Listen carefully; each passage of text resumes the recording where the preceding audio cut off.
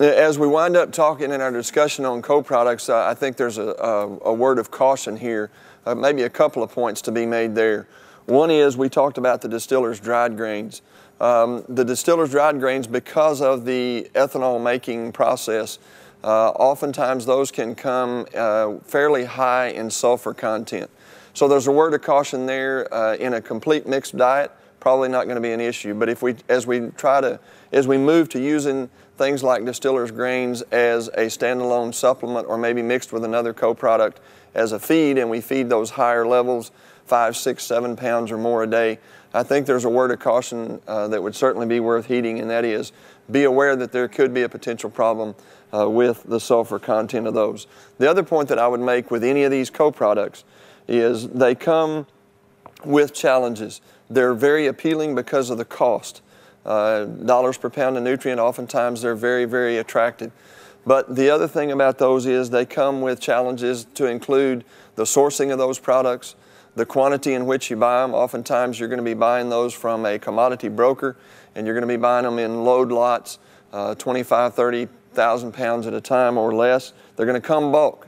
And so you're going to have the ability to unload those, store them, reload those to feed them or to mix them. Oftentimes it's advantageous if we can feed these in a bunk or in a trough as opposed to on the ground like we talked about with cubes. And so the final thing that I would say about them is they don't come with any nutritional support. If you are purchasing cubes, you have the backing of that manufacturer and access to their nutritionist in the event that you have a problem, maybe need a little bit of help.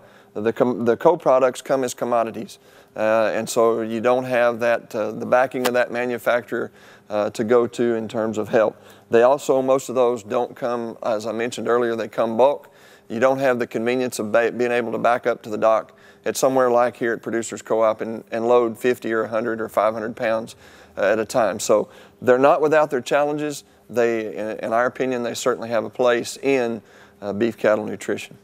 We've talked about the guaranteed analysis on feeds that have a label on them. One concern we have with people using co-product or byproduct feeds is the variability in nutrient content of those products. They're not guaranteed to be a certain nutrient content. They're guaranteed to weigh a certain amount once they arrive.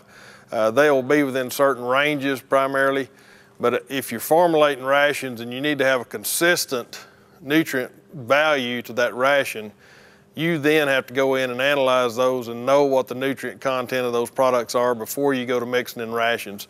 Making the assumption that just they were 30 or 20% protein last time, they're going to be 20% the next time, that's a very invalid assumption. They'll range anywhere in 10% in protein content. The sulfur level varies drastically in those products as well.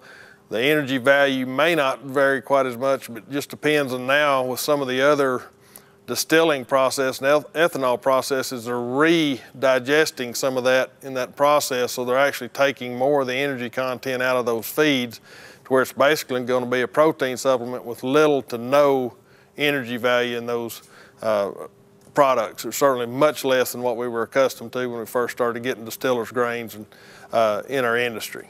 One aspect of the processing on these products, particularly distiller's grains, that I'm aware of, as they further process that and redigest it, it actually concentrates the fat content in those feeds. So you get some really high levels or elevated fat levels in some of these byproduct feeds. So you just have to know that.